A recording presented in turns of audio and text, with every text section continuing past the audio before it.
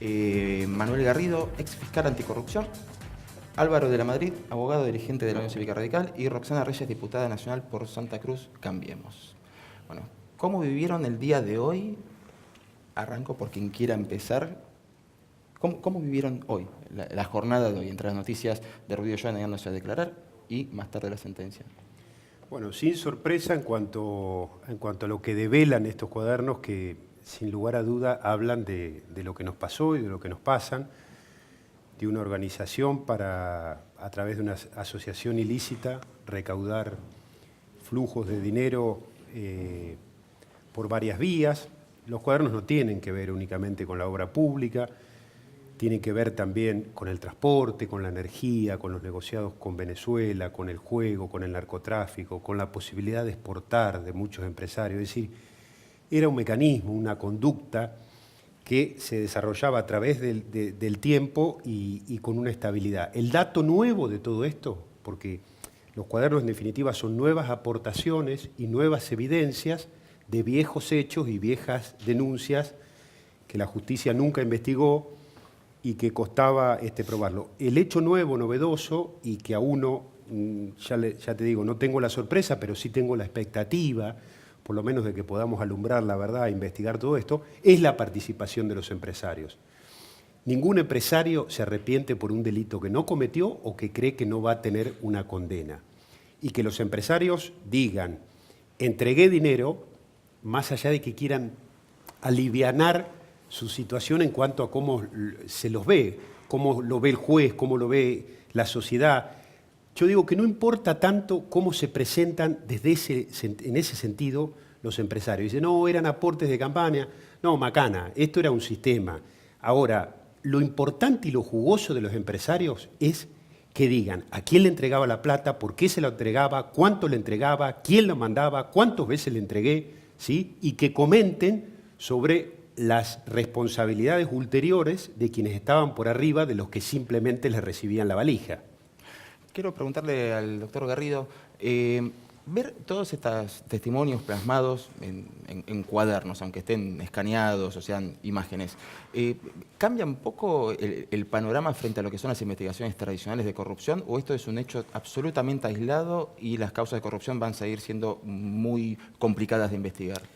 Bueno, normalmente existe la complicación para investigar la corrupción de que son hechos que se dan en un marco de ocultamiento. La novedad en este caso, excepcional, es que hay un detalle cronológico de lugares, de personas, que permite una búsqueda más precisa. Siempre es muy difícil determinar cuándo tuvo lugar el pago, rastrear las operaciones, de dónde salió el dinero, hacia dónde pudo ser dirigido, y esto me parece que es lo interesante en este caso, que no suele suceder en una investigación de corrupción.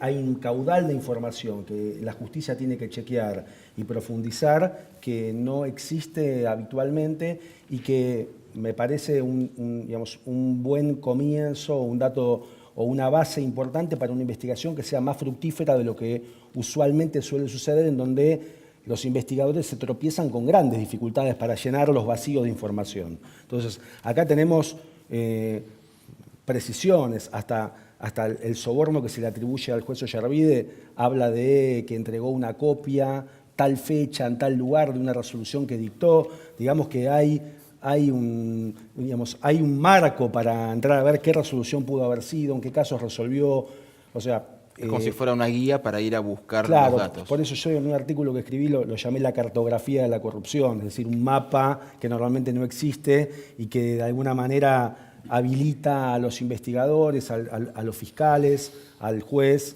a buscar y tratar de profundizar todas esas señales que el cuaderno contiene, que no interesa que sea el original, la copia, porque lo importante es que esa información que tiene que ser chequeada por otras vías, en este caso esa cartografía, más la información que puede ser que aporten los, entre comillas, arrepentidos, puede dar lugar a que sea una investigación que sea, digamos, que permita desentrañar con más detalle lo que suele ser algo muy difícil de determinar. Esta mañana una colega, bueno, pisó el palito, le hicieron una broma en Comodoro Pi y terminó diciendo como exclusiva que Rudy Ulloa estaba declarando y que él también había confesado que llevaba bolsos. Más allá de que fue una broma, porque está claro que se negó a declarar, ¿esto era una forma normal de manejarse en la recaudación también en Santa Cruz en las épocas de la gobernación? Este plan sistemático al que se hace referencia nació en Santa Cruz. Nosotros tenemos que recordar cuando en el 2013 ya Estela Can, que era socia de Can y Costillo, una empresa constructora, denunciaba que el por entonces ministro de Economía de la provincia, Julio De Vido, recibía coimas con motivo de la obra pública. O sea que es un plan sistemático, no solamente de apropiarse de lo público, sino a través de distintas vías, como bien dijo Álvaro, sino además este plan se traslada a la Nación y luego ahora está reforzado en la provincia de Santa Cruz nuevamente. En este momento, en la provincia de Santa Cruz está vivo, fortalecido, y de hecho están apareciendo células que tienen que ver con este mismo andamiaje de corrupción. Porque ya, como es sabido, quienes manejaban todo este dinero que se fue mal habido, no lo pueden manejar y están siendo manejados a través de lo que nosotros le llamamos los prestanombres o los testaferros de los testaferros, ¿no?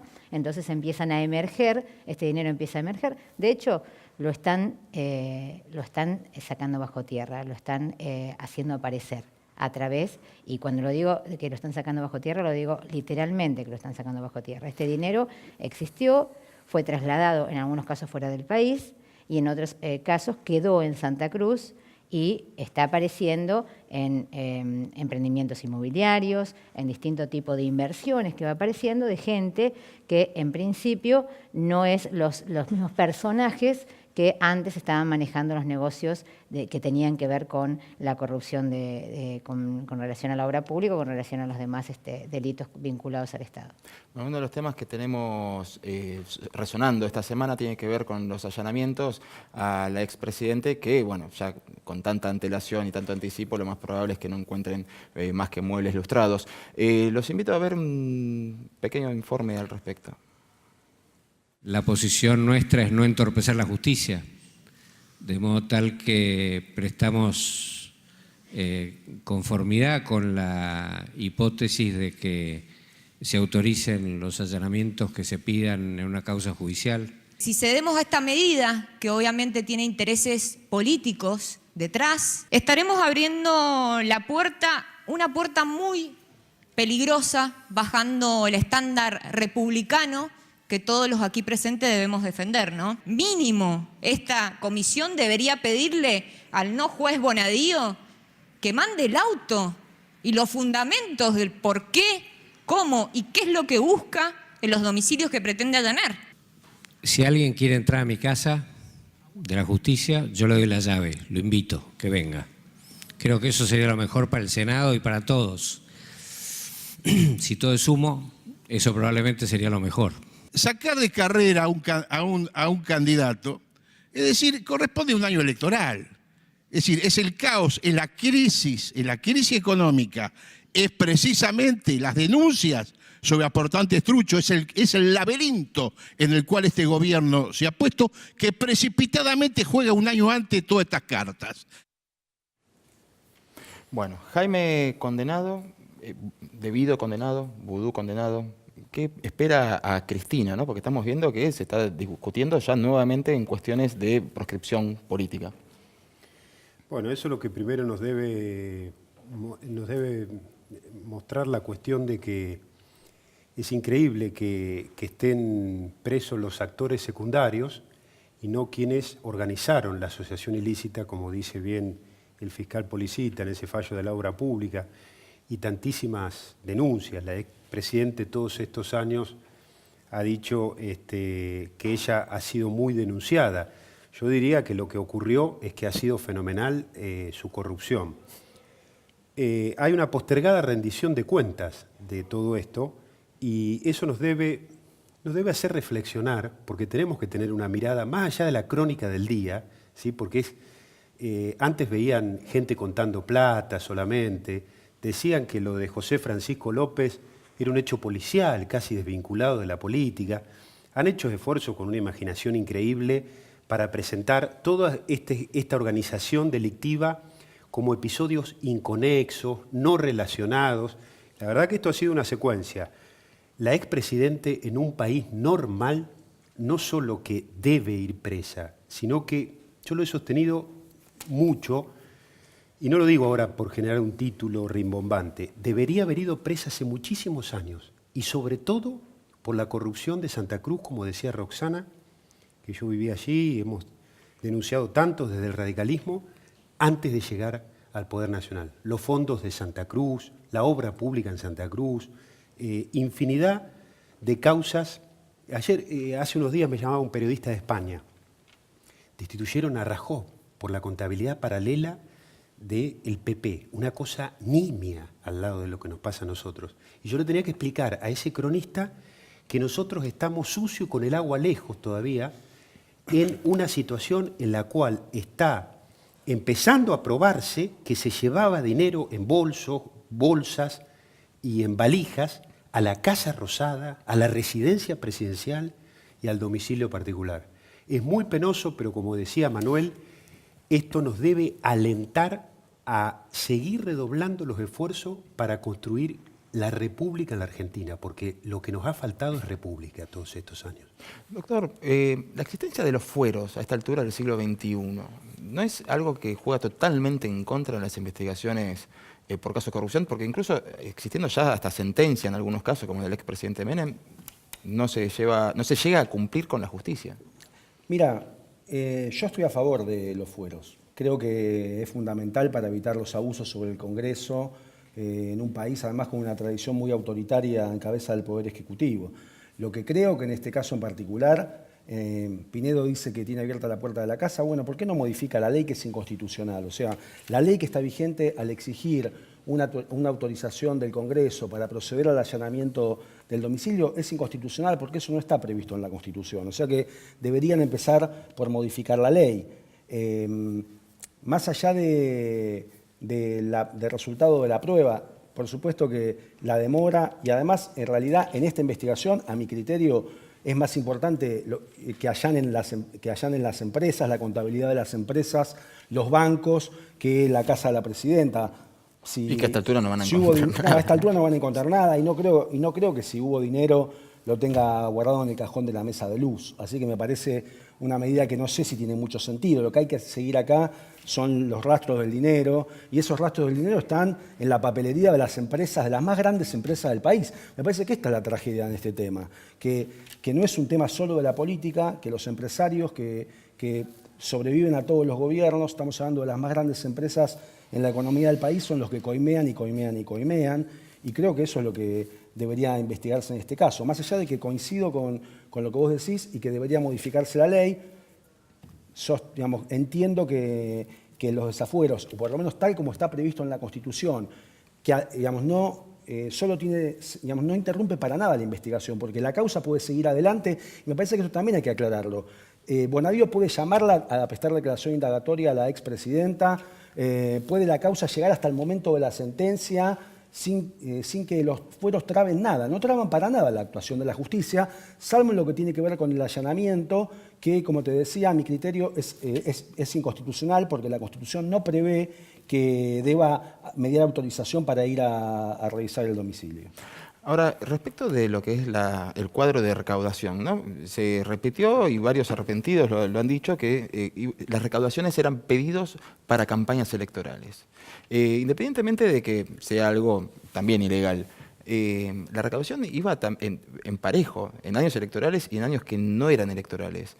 ¿Realmente cree que era solamente para cuestiones electorales, por más que ya de por sí sea ilegal? La verdad que yo en particular creo que esta fue una estrategia que la verdad que como estrategia no comparto, porque hubiera sido preferible que dijeran que ellos entregaban el dinero y que no sabían para qué era, y no plantear esto de que lo hicieron para tal cuestión, cuando en realidad no coincide esto que vos planteás, épocas electorales y demás, y creo que los puede llegar a complicar más en el tema de la investigación, porque se quedaron como a mitad de camino, o sea, no terminaron de reconocer el hecho concreto que hubiera sido de reconocer todo lo que sabían y buscaron esta estrategia distinta. También podrían haber dicho, entregamos el dinero y no sabemos cuál fue el destino, pero me presionaban, si no perdía la obra, si no podía pagar a los empleados, sino que generalmente la excusa que se solía utilizar cuando se hacían este tipo de pagos, ¿no? Es que generalmente ese ahogamiento empresarial, digamos. uno los ve que los aportes a campaña los han hecho en blanco. O sea, figuran los aportes en blanco a las campañas y uno se vuelve a preguntar si era exclusivamente para eso. Exactamente, exactamente. Bueno, con el tema que, se me permite un detalle con lo que hablaban recién sobre el tema fueros, a mí me parece muy importante lo que planteó el senador Eduardo Costa, que fue el único senador, el único que plantea la exclusión, no el desafuero, la exclusión, que también está prevista en la Constitución, de la senadora por inhabilidad moral. Y esto tiene que ver con que, aun cuando no se resuelva por algún motivo el desafuero, una persona que está incursa en estas graves acusaciones o procesamientos no está en condiciones, por ejemplo, de ponerse a votar una cuestión como la extinción de dominio, ¿sí? Entonces, por las graves causas que pesan en su contra, la causal de la exclusión por inhabilidad moral, que el senador también lo había planteado cuando era diputado, con relación a Julio De Vido y que no fue votado, es una causa más que suficiente para apartarlo. De hecho, tendría que la propia senadora Cristina Kirchner apartarse y permitir el avance de la negociación, de la investigación, porque lo cierto es que también los fueros deben ser concebidos por delitos para proteger la expresión o el desempeño de la función del legislador y no para protegerlo por delitos cometidos antes del inicio de la gestión, ¿no? Bueno, ya que hablamos de la presión que algunos empresarios sostienen que recibieron y que si no podían cerrar la empresa o lo que fuera, bueno, es uno de los argumentos centrales de lo que hoy fue la sentencia a Amado Boudou, de cómo fue la maniobra para quedarse con Chicone. Hoy Boudou en su alegato tuvo una particularidad y habló de revanchismo. ¿Cree que fue una cuestión de revancha o que no le perdonan algo en particular? No, bueno, es la estrategia de la victimización eterna, ¿no? Yo digo que son los razonamientos exculpatorios o justificatorios de la corrupción, de ninguna manera. Y además, intentar que se trate este tema, que lo debemos debatir bien, pero además debemos acompañar propuestas o debemos intentar generar mecanismos institucionales, judiciales, políticos y hasta ciudadanos para no repetir esto. Este es el desafío. La verdad que tratar estos temas como un partido de tenis. Yo recuerdo cuando la expresidente decía, auditemos la obra pública, De Vido amenazaba con prender el ventilador cada vez, y muchos temerosos, porque el Ministerio de Planificación era el Ministerio de la Corrupción. Cuando se decía todo esto, me dio asco José López, decía la expresidente, y la verdad que yo lo veo como una cuestión de cinismo realmente, ¿no? No son ni víctimas ni presos políticos, son funcionarios que se han enriquecido, que han saqueado el país y que nunca rendieron cuentas y que se acostumbraron. Entonces tenemos que decir basta y tenemos que generar un nuevo país donde el que las hace las paga. Mire, se alzaron con todo. Hicieron que la política sea sinónimo de delito, ¿sí? Se llevaron el santo y la limosna. Entonces, me parece que hablar de víctima es un disparate. Doctor, una de las cuestiones que es bastante polémico en los últimos tiempos es el rol de la Oficina Anticorrupción, ¿no? Algunos consideran que no debería funcionar como funciona. Sin embargo, en el alegato de ayer, como parte de la querella, tuvo un rol central. ¿Qué opinión le merece a usted actualmente el funcionamiento de esa oficina? Mira, yo desde el momento en que actué en la Oficina Anticorrupción, siempre propusimos que la oficina gozara de mayor autonomía. Lamentablemente, eso no ocurrió en el tiempo, en los 18 años que la oficina lleva de existencia, con lo cual la posición endeble que tiene institucionalmente hace que se cuestione permanentemente su actuación, porque se la ve como como digamos, no suficientemente independiente como debería ser. Por supuesto que yo conozco muchos de los integrantes del equipo que trabajan en la Oficina Anticorrupción y no me llama para nada la atención que hayan hecho un buen labor en este caso, como muchos otros en que vienen trabajando.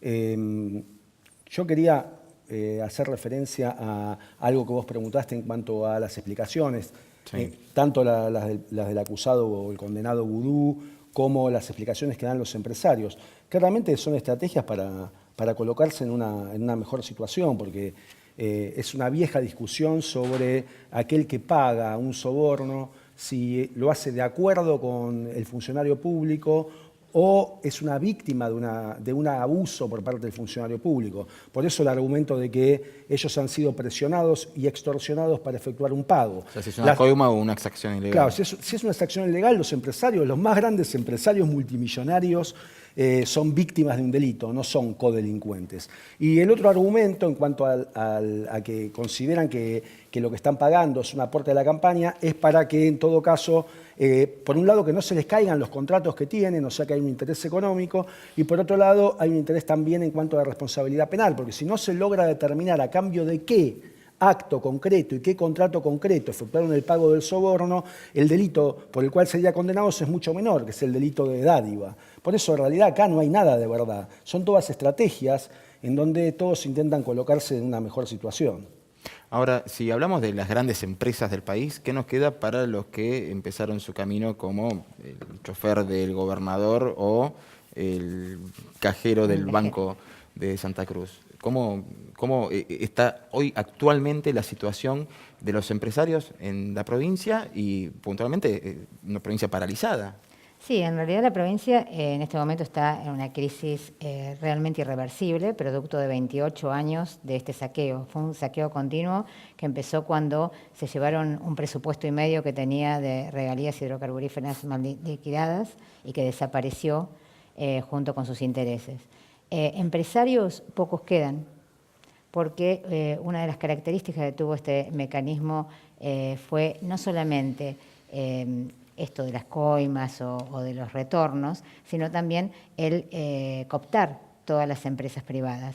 Con honrosas excepciones, cooptaron todo lo que era construcción y también todo lo que era hotelería y todo lo que era gastronomía, y en realidad Lázaro Báez, Julio De Vido, el mismo Rudy Ulloa, eran los propietarios de la gran mayoría de, por lo menos las empresas que trabajaban con el Estado. Recordemos que en Santa Cruz no hay industrias, no hay empresas privadas, no hay un desarrollo privado, de modo tal que la gran industria, la gran fuente de trabajo es la administración pública. O sea que es todo trabajar con el Estado y obviamente desde la más chica a la más grande de las licitaciones, antes como ahora, están previamente arregladas y ya te avisan hasta para alquilar un local, alquilarle un local a una repartición del Estado, eso ya está arreglado y tiene nombre y apellido. Y de hecho tenemos ministros o secretarios de Estado que tienen empresas de transporte y que trabajan con exclusividad tanto con las mineras como con las petroleras. O sea, hay todo un entramado que sigue